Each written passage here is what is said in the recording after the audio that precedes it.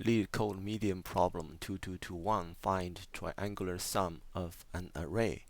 So first of all, we have to be aware that this is a Pascal triangle. So with a Pascal triangle, we can do a binomial expansion. With the binomial expansion, we can get something like this array, which is a binomial coefficient.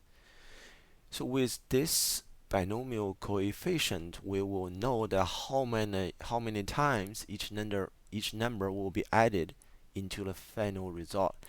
Let's double check with this example.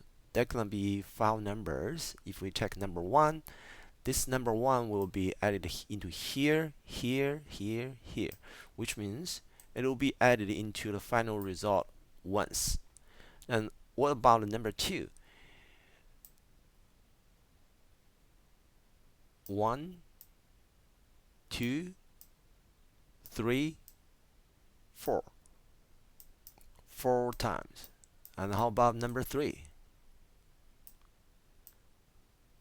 1, 2, 3, 4, 5, 6. Number 3 will be added 6 times.